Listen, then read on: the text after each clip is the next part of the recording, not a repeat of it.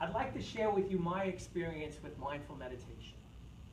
I took an 8-week program last year just about this time. I did it for stress reduction. Most of my friends who know me would sit there and say, Jim, stress reduction? Stress reduction? You're the most calm person we know. They thought I had 2 heads, like I was crazy. And I would laugh and I would say, I hide it well. And I did. 45 some odd years, I hid it pretty well. But when you don't have an outlet to relieve your stress, when you don't have a way to just let it go, that stuff can really rear its ugly head at a time when it's not convenient. So I went to this program. And we learned a lot of different techniques to work with stress. And one of the exercises was a breathing exercise like you just did. And I remember when I first started doing it and I relaxed, by the time I had taken my first inhale, I was 2 weeks back at work, and I was sitting there thinking about an argument I had with one of my workers, and I was thinking about how badly it went. How could they say something like that? Oh, this is so aggravating. How could I say something like that? And I would sit there and I'd start thinking about the week coming up, and what was going to go on, and how I'm short people, and how am I going to get the work done, and what's going to go on. And I'd be stressing myself out. By the end of our 10-minute breathing session, I was more stressed out after that session than I was before I started the program. It was crazy. At the 7-week mark, we all had to go out for an entire day of silence. Now, by that point, I had become comfortable with being able to relax and become present, be able to experience here and now and shut off my mind, which for me was like euphoria. When I finally got to that point, it was like, holy cow. Actually, I'm 48. 48 years of the mind constantly going like a hamster wheel, never being able to shut it off. I was finally able to stop it, and that feeling was amazing.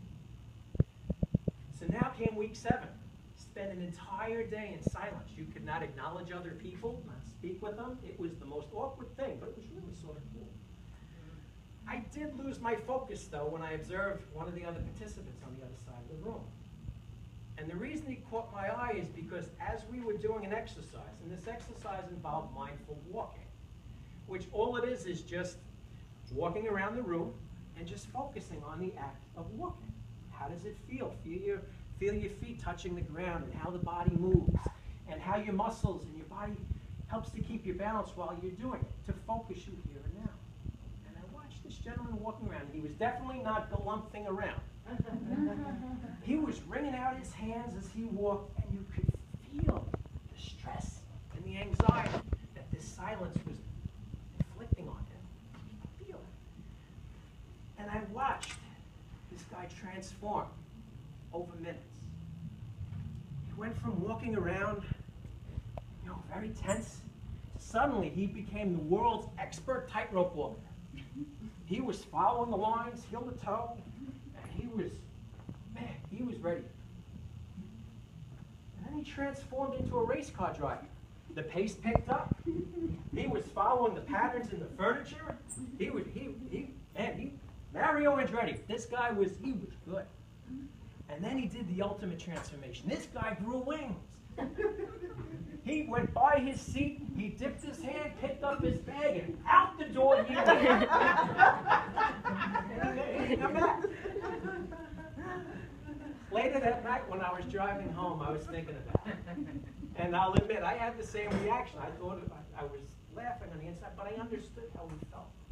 I understood the torment and the anxiety that just being in silence with your own self can create.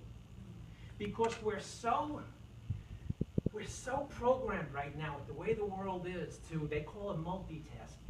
But you're constantly thinking of things that went on in the past and all these things that happened and these things that you did, maybe went well, they did not go well, all the things you have to do in the future and all these plans. Who do I have to pick up? What do I have to do? Where do I have to go? That we never take the chance to just stop and breathe.